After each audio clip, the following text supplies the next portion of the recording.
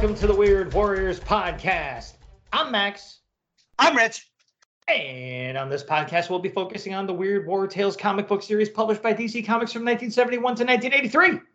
On this episode in particular, we're taking a look at Weird War Tales number 44. But first, your good buddy Rich is here to hit you with some retroactive history and an intel report. I reached out to Sue Glanzman about the Billy Ireland Comic Museum and Library in Columbus, Ohio, and she's going to reach out to them to gauge their interest in acquiring Sam's collection. While talking to her about it, she informed me that Sam had been awarded the Bill Finger Award for excellence in comic book writing. The Bill Finger Award was created in 2005 thanks to the late comic book legend Jerry Robinson, who proposed it to honor the memory of his friend Bill Finger. According to Mark Evanier, at the time, though everyone knew Batman and his supporting cast, not nearly enough knew Mr. Finger and his vital contributions to the creation of the beloved hero. Finger's name now appears on Batman movies and comic books, and we want to keep it on this award, as he's still the industry poster boy for writers not receiving proper reward or attention. Barbara Friedlander is also being honored this year. The honors will be presented at the Eisner Award ceremony at this summer's Comic-Con. Intel report: Guerrillas, created by Bram Rebel. Private John Clayton can only watch as his entire squad is massacred during a Viet Cong ambush. Frozen with fear and surrounded on all sides, the inexperienced new recruit is certainly the next to go. Until salvation comes in the unlikely form of 7 shadowy figures streaking through the jungle canopy, an experimental squad of military-trained chimpanzees, armed to the teeth and taking no prisoners. Convinced that his best chance for survival is sticking with the chain-smoking simian soldiers, Clayton follows them on their mysterious quest deeper into the heart of the jungle, uncertain if these chimps are a stable fighting unit or an erratic and volatile pack of animals, and unaware that these chimps are not alone. On their tail is a squad of American soldiers tasked with capturing the chimps by any means necessary, the scientist responsible for the clandestine project, and the scientist's new creation, a monstrous baboon, fueled by amphetamines and driven by vengeance, in a war defined by its lack of clarity. Telling friend from foe has never been harder. Image released 4 black and white issues of this series in 2008, 2009, and then it just disappeared. I remembered it while looking for content for the show and decided to see if I could find out whatever happened to it.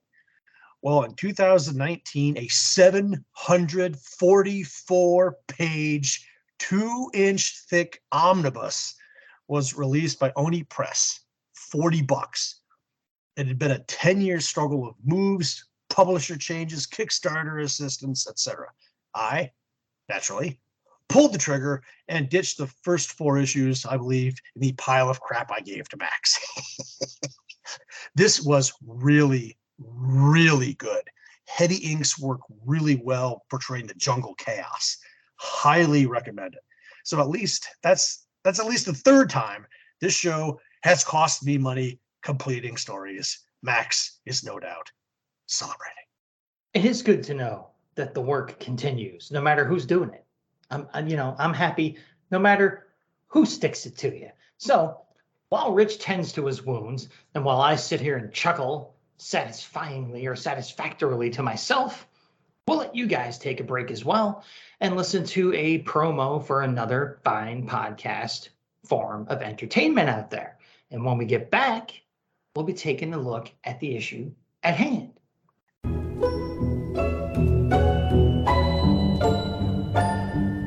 Do you like comics? The 1960s? How about middle-aged gay couples gossiping about their neighbors? Then you'll love Checkered Past, a loving examination of DC's Go-Go Check branded comic magazines published from February 1966 to August 1967. I'm Dr. Bob. And I'm Dr. Husband. And each week we'll be your hosts on a trippy tour through mid-century 4-color madness. Checkered Past, available wherever fine podcasts are downloaded for free.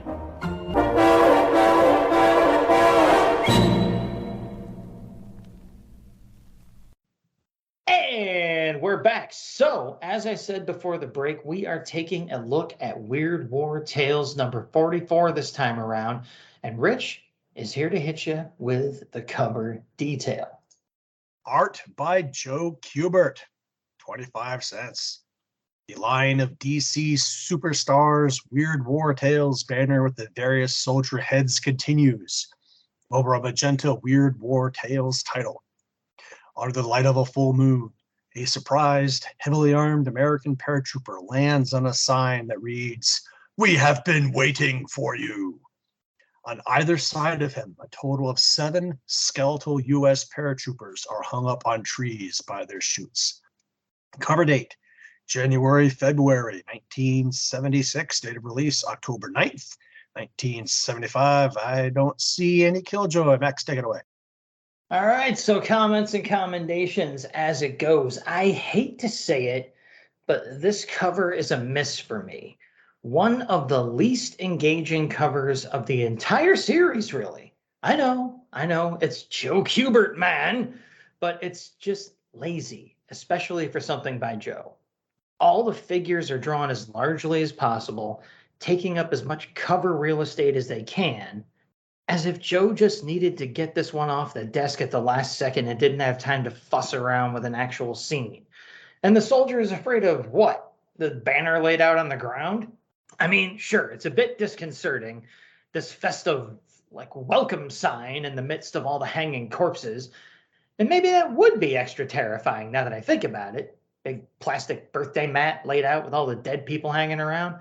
If you took it literally, it is a little scarier than I think it comes off at first. That all being said, my favorite part of this cover is the choice of hot pink for the title's logo this time around. It looks surprisingly good in that shade. Jumps right off the rack, that's for sure. This guy's loaded for bear. Thompson slung across his chest, 45 on his hip, knife in his boot. And you get the feeling it's not going to do him any good. The inks strike me as being a bit heavy, and a lot of the details seem lacking, especially in the dead paratroop's boots. I feel like a bit of a heel nitpicking an all-time grade on what is still a pretty cool cover, but this is not his best work. The colors on the sign match the issue's title, which, for me anyway, is another deduction. Sorry, but I don't feel particularly threatened by a magenta sign. Black? Sure! Blood red? Oh yeah! Hot pink? Have you been waiting to invite me to lunch? Call me. I do like the detail of the branches of the trooper broke off the trees as he broke through the canopy, falling to the ground behind him. Yeah, I mean, hot pink, probably more of a Barbie vibe. As we record this episode, the Barbie movie is out, so maybe that was the intention here. And that movie does look like it might be a little kind of a subtext of a horror movie. So I don't know. I'm trying to make it work here. But yeah, this could be him landing in Barbie land. And I think Weird War could do a good job of that. I know Grant Morrison tried in the 90s, but I feel like he missed on that one. So that's the cover for better or for worse, people. So Rich is going to take us into the first actual story behind this cover. Photo finish, 6 pages. Script by Jack Olick. Art by Ernie Chua. John Hansen is a photojournalist attached to a U.S. infantry unit fighting in Europe in World War II. He curses his luck when he's too slow to capture on film the moment a sniper kills a GI. The captain calls Hansen a ghoul as a tank rumbles up to take out the sniper. Later, the captain asks Hansen what it is he's after. He's not like any other newsman. Hansen admits that he's after death, or at least a picture of it. One shot, the supreme moment of the instant of death. A picture like that would make him famous and earn a Pulitzer Prize. Blood money, the captain growls. No wonder my men dislike you. They'd like to be rid of you. And now, so would I. The next day, Charlie Company gets a replacement fresh off the boat, Private Davis. Hansen knows the new kid's experience will give him a chance at the photo he craves, and he sticks to Davis like glue. The old hands know a vulture when they see one. Sure enough, when 2 German fighters swoop in on the marching Americans on a strafing run, everyone else dives for cover. But Davis runs and is mowed down. Again, Hansen laments when he misses his shot, and a nearby GI, Peters, snaps, "You dirty! You wanted that kid to get blasted. That's why you followed him, but you won't jinx any more of us." And before Peters can slam his rifle butt on Hansen's skull, The captain orders him to back off. But from that moment on, Hansen is a pariah, shunned and ignored by the others. The isolation wears on the photographer's nerves until one night, when a white-robed death came to him as he slept. You want fame, and you shall have it, but the cost will be high. You wish to photograph a man precisely at the moment of death, and you will succeed. But on the day you take that picture, you too will die. Hansen bolts upright, awake, and positive he'd just been dreaming. He overhears the sergeant reminding Private Bentley to stick close on his first patrol, and hurries to follow, hoping this replacement will give him the photo he desires. Mortars start to fall as the Americans approach a farmhouse. The vets run for cover, but Bentley freezes. Hansen lines up his camera on the paralyzed soldier and gets the shot he dreamed of when Bentley is killed by flying shrapnel. But his celebration is cut short when death rises from Bentley's body, scythe in hand, and begins floating towards him. Hansen is aghast, realizing his dream hadn't been a dream after all. He flees, throwing away his camera. Too late. The last mortar shell explodes directly behind him and cuts him down. Hansen is pitied by the others, but not mourned, and his camera is brought back to headquarters. A week later, Hansen's replacement, Carter, arrives at Charlie Company, and the captain asks about the film from the camera. Turns out one of the pictures in it had made every paper back in the States. Hansen was famous. But Carter is confused when the captain remarks that the photo of Bentley must have come out. Who's Bentley? Carter pulls a photo out of his pouch and hands it to the captain. Now it's the officer's turn to be confused. How is this possible? There was only one explanation. When Hansen threw his camera away, the shutter tripped the moment it struck the ground, capturing Hansen at the moment of death. He'd gotten exactly the picture he was after to make it famous, but to get it, he had to die. Killjoy, History Minute, CNC, all in one, because there's no way I'm chopping all this up. Page 1, panel 2, you see a helmet with what appears to be captain's rank, 2 vertical stripes. On the back of it, officers often had 1 vertical stripe on the backs of their helmets so people behind them could tell they were an officer. NCOs often had a horizontal stripe on the back of their helmets for the same reason. Page 4, panel 2 is a great panel showing Hansen's isolation. The other GIs sitting around a warm fire while Hansen sits by himself under a blanket, eating chow. But a fire at the front is a great way to draw fire. And I'll nitpick the last panel of the story that portrays Hansen's death shot in color, because that's the only reason Max put me on the cast. Color film did exist even before the war, but it could be expensive and hard to find, especially during a war, and probably required a different developing process. Yeah, for pow effect in the story, it probably needed to be color, but for authenticity, it probably would have much more likely been black and white. The government also had a policy about not publishing photos of our casualties in the early days of the war. It wasn't until September of 1943 that Life magazine was permitted to print a photo of 3 dead GIs on a beach in New Guinea. The editorial accompanying it was very powerful, and I'll read the beginning of it. Here lie 3 Americans. What shall we say of them? Shall we say that this is a noble sight? Shall we say that this is a fine thing, that they should give their lives for their country? Or shall we say that this is too horrible to look at? Why print this picture anyway, of 3 American boys dead upon an alien shore? Is it to hurt people? To be morbid? Those are not the reasons. The reason is that words are never enough. The eye sees, the mind knows, the heart feels. But the words do not exist to make us see, or know, or feel what it is like, what actually happens. The words are never right. The reason we print it now is that last week, President Roosevelt and the War Department decided that the American people ought to be able to see their own boys as they fall in battle, to come directly and without words into the presence of their own dead. And so here it is. This is the reality that lies behind the names that come to rest at last on monuments in the leafy squares of busy American towns. The editorial goes on, but that was the important part. However, I'm very doubtful a picture of someone being as graphically killed as Hansen would be published even today. Robert Capa got the shot Hansen wanted, and he didn't die to get it. The Falling Soldier is a black and white photograph taken by Capa, claimed to be taken on September 5th, 1936. It was said to depict the death of a Republican soldier during the Battle of Cerro Muriano in the Spanish Civil War. Following its publication, the photograph was acclaimed as one of the greatest ever taken. But since the 1970s, there have been significant doubts about its authenticity due to its location, the identity of its subject, and the discovery of staged photographs taken at the same time and place. Considered one of the greatest war photographers of all time, Capa would be killed in 1954 at the age of 40 in French Indochina when he stepped on a landmine. When I was visiting Bayeux, France in 2019, I discovered the Reporters Memorial.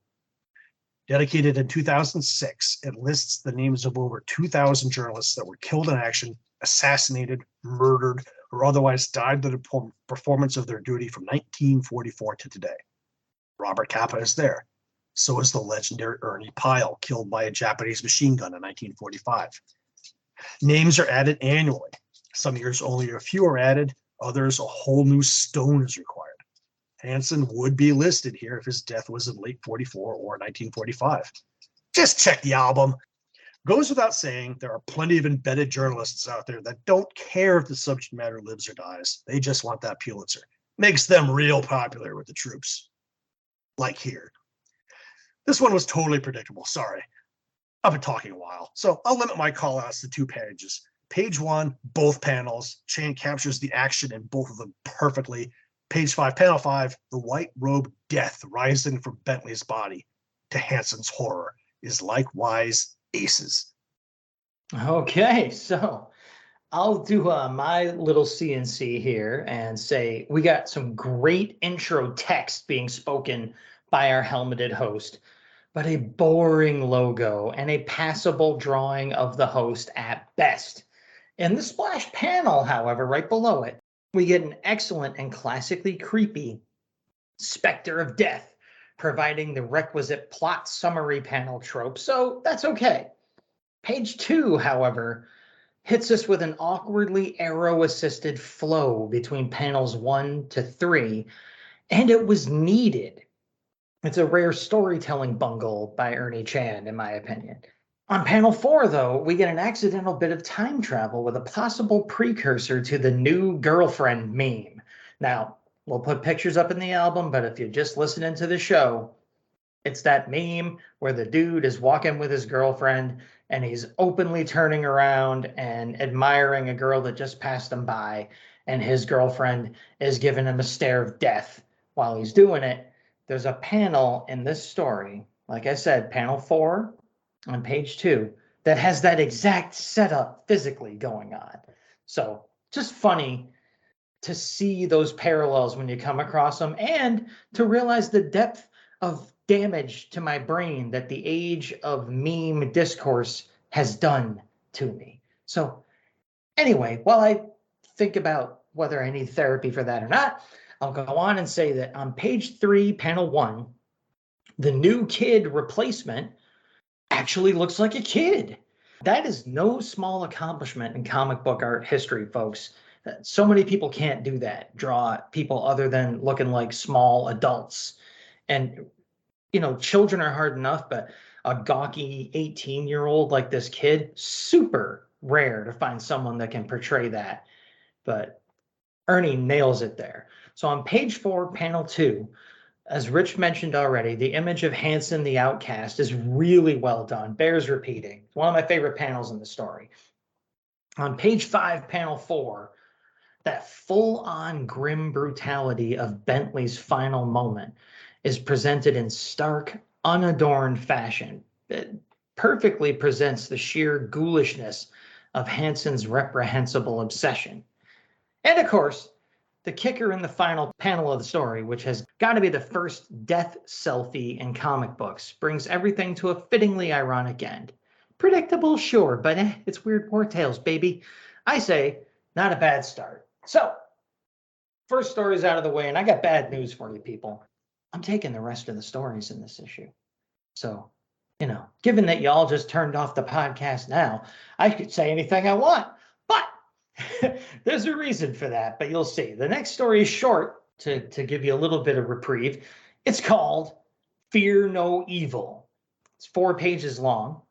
Script is by tried and true Jack Olek. Art is by the legendary Jose Luis Garcia Lopez. Synopsis goes like this. It's the cover story tie-in. Under a full moon, a twin-engine transport filled with paratroopers drones over Germany. Delayed by a terrified paratrooper that just can't jump on command, the commanding sergeant is late going out the transport's door. The sergeant is a hard case, a man without nerves, and he seethes in anger at the other trooper as he drifts miles away from the drop zone. His chute is snared in a tree overlooking an ancient cemetery, and the sergeant feels one of his legs break on the impact. Almost immediately, 2 Nazis on a motorcycle approach, and the sergeant has no time to unsling his Thompson. The Germans stop, and a lieutenant dismounts from the sidecar, pistol in hand to finish off the American. They are startled by the cemetery's elderly groundskeeper. Stop! This man is already dead. Must you bring your stupid war even onto this hallowed ground? Has the war not wasted enough blood? The sergeant calmly plays dead as the groundskeeper and officer talk, and the officer soon agrees that there's no point wasting bullets on a corpse. But before leaving, the officer takes the sergeant's boots. As soon as the Nazis drive off, the groundskeeper tells the sergeant to cut himself down quickly. Sarge is grateful. You knew I wasn't dead. You saved my life. Why? Because there are still some of us who believe that shedding human blood is a waste, the groundskeeper replies, who helps the injured paratrooper limp into a small above-ground tomb. Sergeant is wary, but he's an old hand. If this is a trap, he's ready for it. As soon as the doors close in the tomb, a crowd of Germans rise from the shadows and advance menacingly on him. Cursing the groundskeeper for his duplicity, the sergeant opens fire on the Germans with his Thompson and finally understands fear when none of them go down. Fangs extend from the groundskeeper's jaw as he joins the others. I told you, Sergeant. We're exactly what I said we were. Germans who do not believe in wasting human blood. The end. Killjoy coming in. Page 1, panel 2. As the sergeant jumps from the transport, has 2 strikes. The plane is sporting insignia that the U.S. did away with in mid-1942 because the red circle at the star's center could be mistaken for the Japanese meatball insignia. As an aside, British aircraft operating in the Pacific did the same thing. Usually, the comics mistakenly show the post-war insignia with the red stripe. The story directly says the jump is taking place into Germany, so that's 1944 at the earliest. And the rank the sergeant wears, brace yourself, doesn't exist. 3 chevrons, 2 rockers, and a diamond in the middle? Beats me. The diamond is a first sergeant, but you need a 3rd rocker. Eliminate the diamond, and he's a technical sergeant, or a sergeant first class today. We have a miscolored swastika armband on the wrong arm on page 2, panel 5. But since the action takes place behind the lines, I will allow its being worn at all. All right, fair enough.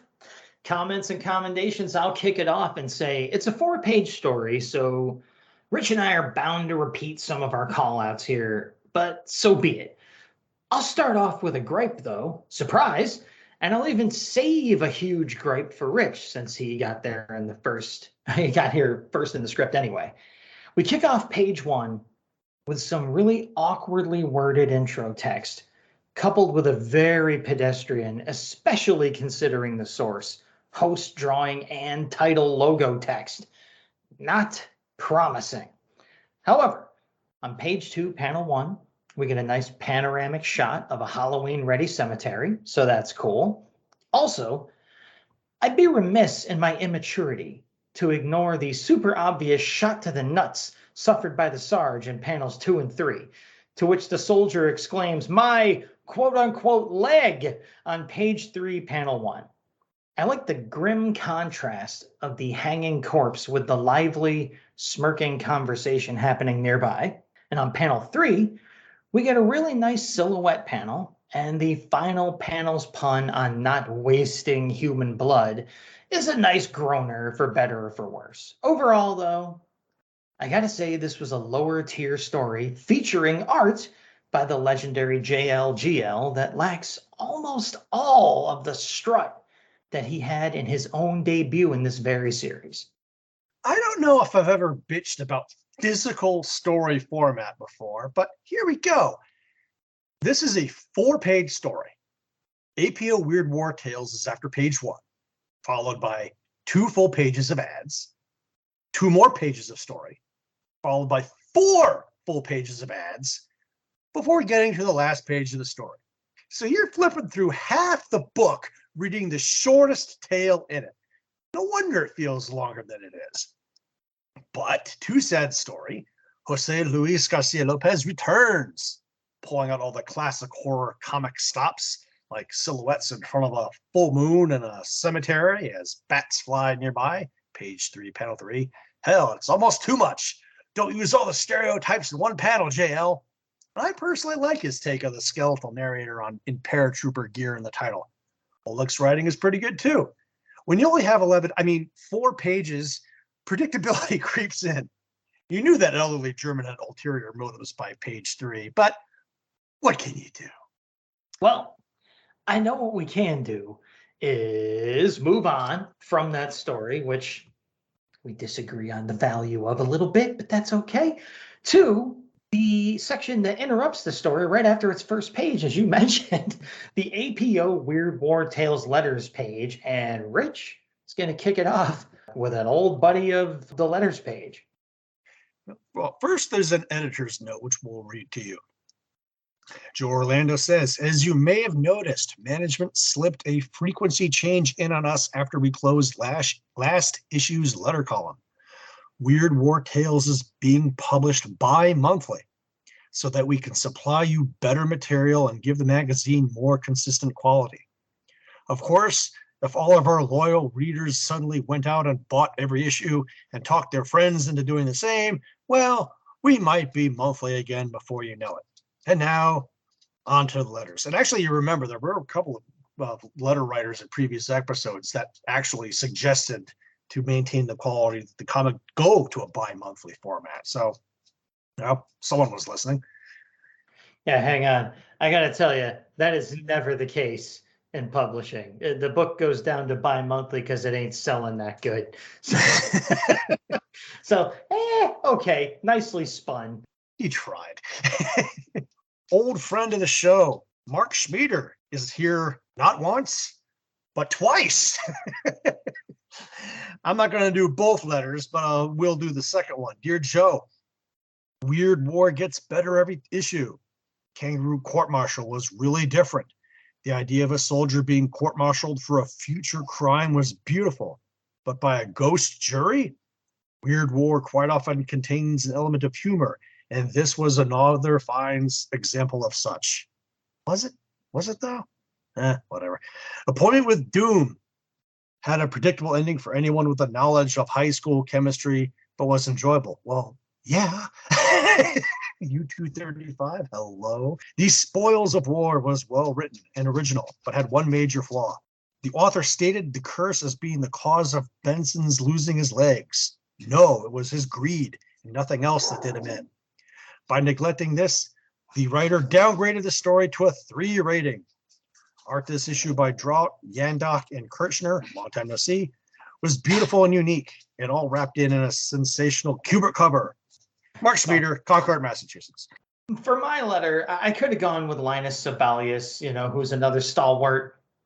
But after reading through what was left, pushing aside the Schmieders, I had to go with this one. This is a letter that I think is worthy of Batman's enemy, Two-Face.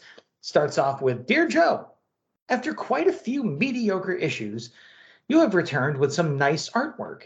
Rick Estrada's artwork on The Soldier from Space was beautiful. His thick lines helped the story's futility. There's another bit of phrasing I don't get, but okay. Howie Chaykin's art was ruined by Bill Drout's inks, but the two-pager was still nice. I'll pass over the warrior breed since Gurnall's art was a yawn. Craig Ledbetter, Houston, Texas. I mean, okay, you guys know I like Rick Estrada's art, but his art helping the story's futility, I don't get it. Like, for me, it added kind of a pop sort of like absurdity to that story. I don't think Bill Drout did anything to ruin Howie Chaykin's art, but then skipping the warrior breed because he didn't like Gurnall's. I don't know where this person's, and he seems to be a different person with every sentence. So this was just a strange letter for me. I could not put myself in this person's shoes.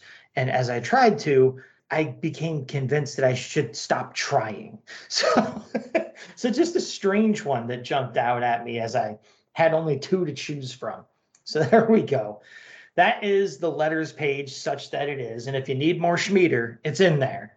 With that out of the way and taken care of, we're going to end this issue on a high note, spoiler, with a story called The Day After Doomsday Part 3, The Emperor of Weehawken. Yes, folks, the saga of Barry of Bleecker Street returns and comes to an end right here in these 8 pages, scripted by Sheldon Mayer with art by Alfredo Alcala.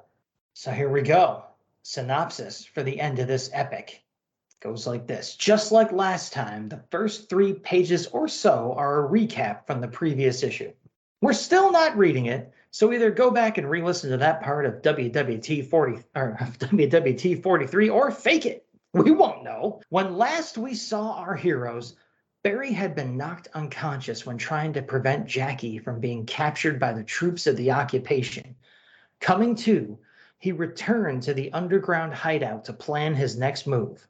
If he's to single-handedly storm the Emperor's palace to save Jackie, he needed to learn some of the ancient magic surrounding him. Just not that of the 2-wheeled monster discarded on the floor. But first, a replacement for his lost quarterstaff.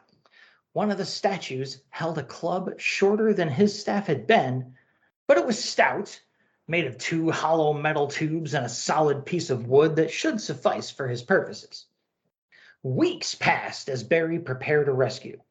When the King of Pittsburgh visited Weehawken and a dozen of the prettiest slaves were needed to serve dinner, Barry acted and disguised himself as one of the Emperor's guards to sneak inside the palace. Jackie was one of the chosen slaves, of course, and she was furious when she saw Barry. "So, you're one of them.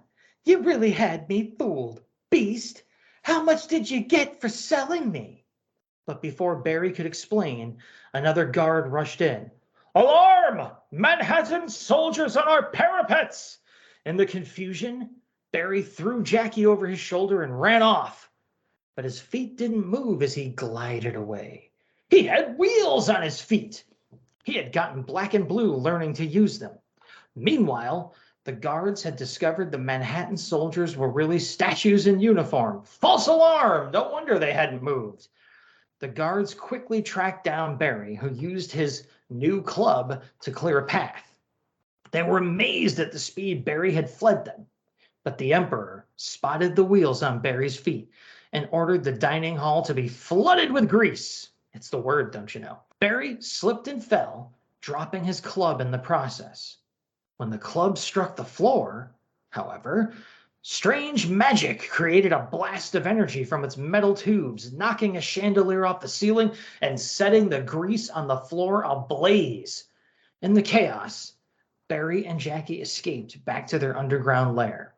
Despite the price on his head, Barry was now known as a dangerous sorcerer, and no one had the courage to bother them. All was peaceful. But suddenly, Jackie vanished before his eyes, and Barry found himself sitting at a table in a brightly lit room with a man dressed like one of the statues speaking to him. It took Barry a few moments to realize the hag's spell had worked. It was 1974. The security manager has to admit it was quite the tale. But could Barry prove it?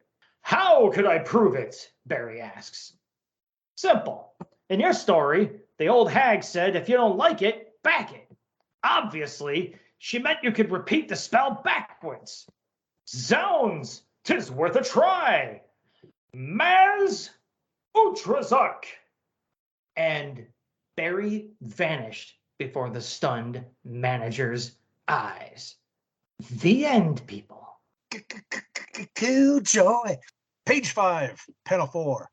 Our longtime listeners may remember Weird War Tales number 7's The 50-50 War, when I mocked the need to be an Olympic-level athlete to be able to ski and jump with 100-odd extra pounds clinging awkwardly to your back. Welcome to the sequel. Barry's been skating for, what, a month? And he's that good he can skate and fight while Jackie is throwing off his center of gravity? I say thee nay! More importantly, page 6, panel 1.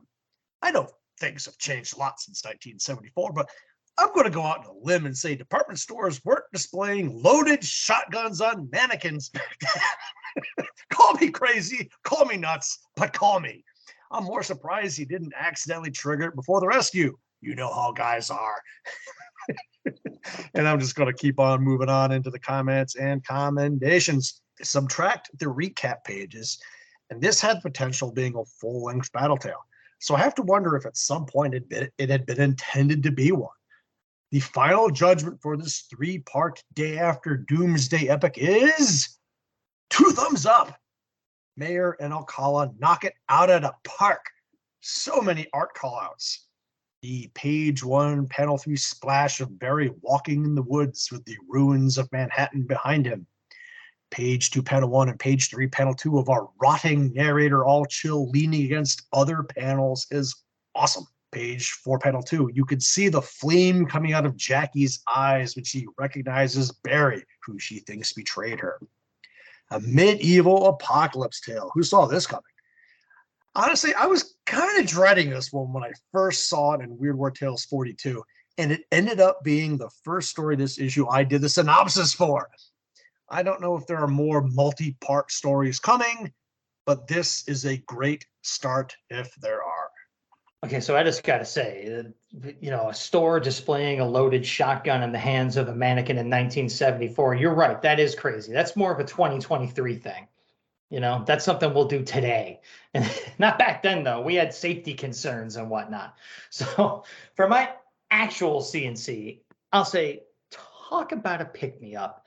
After a strangely unimpressive outing from JLGL of all people, and beneath an even more bewilderingly underwhelming cover by Kubert, it was a revelation to behold the first page of this story. The 2-panel recap up top is well done, nice and concise, and we'll get back to that. And the skeletal host drawing is amazing, coupled with excellent intro text and, well, a decent title logo compared to what's come before in this issue. There's some effort put into it, at least. And as Rich mentioned, the kick-ass host cartooning right at the top of page 2 with our rotten Robin Hood leaning on a panel as he chimes in. And it's an 8-panel, counting the host on his own, page that looks great and flows nicely. I mean, it's just freaking great. I mean, sure, it is just another full page of recap, but the recapping is all over by panel 1 of page 3. And all of it just feels as if it was executed even better than last time. Can't knock it. Panel 4 of page 4 has a nice shot of a cobweb mannequin clutching a club, which we now know is a shotgun. And in panel 5, we find out that weeks have gone by since Jackie was taken. Nice hustle, Barry. I know it's part of the killjoy here, but that picture on page 5, panel 1 of Barry and Jackie's roller skating piggyback escape is one for the ages. And of course, page 6 starts off with an epic shot of Barry and Jackie slipping on all that kitchen grease with the gun going off and so on. It's just an incredibly good panel stretched across the top of the page. Panel 3 on that same page, showing our dynamic duo fleeing the flaming fiasco, is pretty nice to look at too. I also really like the touch of the sign near the table that Barry is transported to by the witch's spell on page 7, panel 3. Dining room set, $348.98. Some reason I just like the little price tag sign hanging out there. It's just a nice touch. And of course, this being a DC comic, it's hard for me to ignore the link to Mxyzptlk in the resolution of Barry's predicament on page 8. Say his name backwards, and he goes back to his home dimension. Hey, it's a DC comic. You know they know who Mr. Mxyzptlk, however you want to say his name, is. All right? So I liked it. This was a certified knockout for me in every category, folks. All hail Barry of Bleecker Street, even if he himself is the worst. So there you go. The saga has come to an end. The stories are over with and dealt with by us in fair and fine fashion. So now we'll see what else this issue has to offer in the form of our spotlighted ads. In the middle of the day after Doomsday recap, on one of those pages filled with tiny ads for crap, we have the fastest comb in town. New Pops lightning fast, unbreakable nylon, red, blue, green, or yellow case. $2 value. Only $1 each, or 2 for $1.75. Send money order only to Popper Enterprise, 215 East 26th Street, Erie, Pennsylvania, 16504. I remember seeing these out there back in the day. You act like a real badass with a switchblade. Click! And all of a sudden, you're the Fonz. Hey! Happy Days reference. Been on the air about a year, 1975, way before they jumped the shark. Just saying.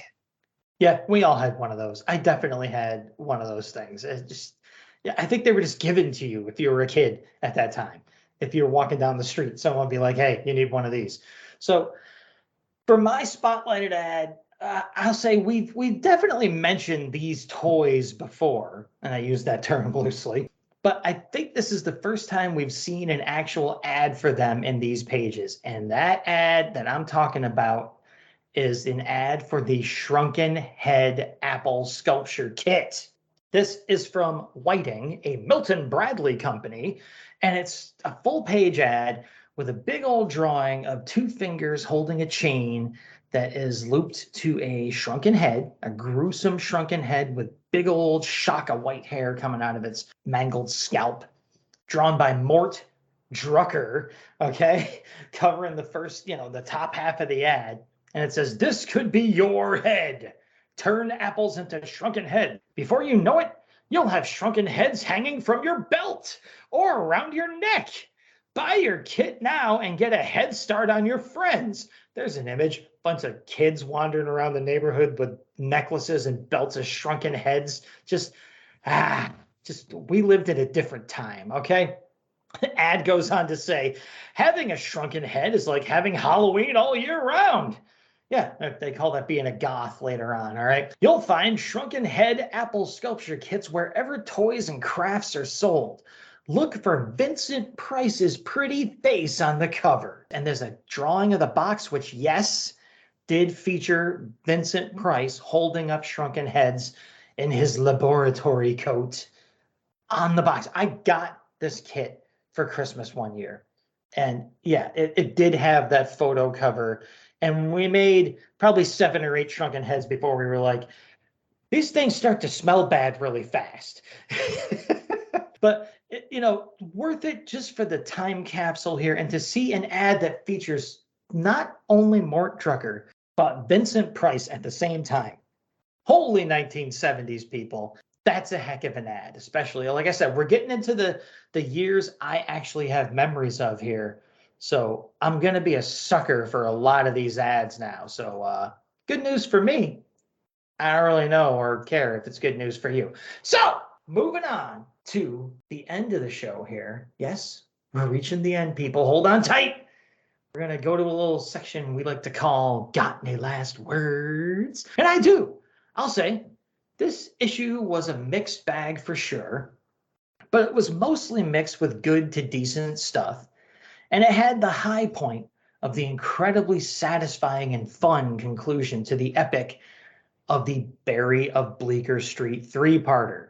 The Shrunken Heads, right, like I just got done rambling about, reeled in the years for me, and overall I was still left thinking this wouldn't be a bad issue to hand someone, even if I'd rather give them the entire Bleecker Street saga all at once. Another solid issue of WWT, despite an 11-page, 4-page story. Some solid Killjoy, a callback to the early reprint days of the show, some non-day walking vampires, a history minute, and a successful wrap to the first multi-part story in the comics run. In fact, I think I'm going to give DAD the overall win this episode. The next to-be-continued story has some big shoes to fill. I think this book is starting to hit its stride. Agreed. And Rich called it out twice now. And I got to say, I feel like I need to spend a little more time on it. You owe it to yourself, if you have this issue, to go and see how badly they laid out that 4-page story.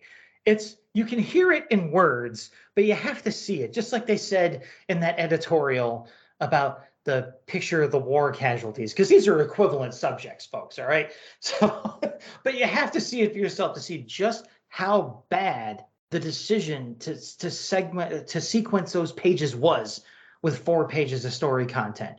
I can't imagine what they were thinking. It's insane. So yeah, if you have the issue, dig it out and re-experience the insanity of that sequence of pages. So, okay. Taking that little extra time because this time around at the Dead Letter office, we're going to give our social media and Gmail updates a rest, this being the summer slowdown and everything. We need things to sync up here, people. A new episode just came out when we're recording this. I'll give you some time to chime in. But next time, we will return with what is sure to be a deluge of comments and feedback on our epic 50th episode. But for now, Rich has a special announcement for you. Call it bribery, but I still have a boatload of those stars from Sam Glanzman's flag we tried and failed to give away as prizes a while ago. I'm still trying to figure out another giveaway, but in the meantime, we'd like to reward some of our listeners for past accomplishments. We have photographic evidence that Martin Gray and Jason Zeller have actually gone to our Redbubble page and bought some merch. Reminder that all proceeds from Redbubble sales just go right back into annual storage fees, so you can go back and listen to episode 5 of the show if you wanted to punish yourself for some reason. No intel report, no teaser. Why would you subject yourself to that? Thanks to their purchase, Martin and Jason have earned 1 star from a U.S. flag that Sam ran up outside of his home before he died. Message us an address and we'll send it out to you. You heard it here first, literally until supplies last. 1 to a customer. Buy some merch, get a Sam star. The link will be reposted on all of our sites. Never let it be said that the Weird Warriors podcast doesn't give back to its listeners. All right? I mean, you can say it. We just don't want to hear it, okay? Because Rich is sitting on a bunch of stars and he tried to give them away and you couldn't make it happen last time. So here, go to redbubble.com, search Weird Warriors podcast, buy something, send us a picture of you with it, not just I took a picture of the stuff on your website or whatever. And you'll get a really cool thing from Rich because he thinks about you people. He thinks about you. He puts the effort in. If it was up to me, you don't get nothing. All right. So speaking of that, Rich will also come along and tell you what more he plans to give you all in the teaser for our next episode. Weird War Tales 46. Nazi gladiators. Haunted caves. Mars attacks. Don't look now, but the countdown to issue 50 has begun. They said we'd never make it. And we haven't yet. But we made it through this one. And you know what this was? This was the Weird Warriors podcast. We were the Weird Warriors. We were the Battling Bros. We're Max and Rich. And we promise to make war. No more.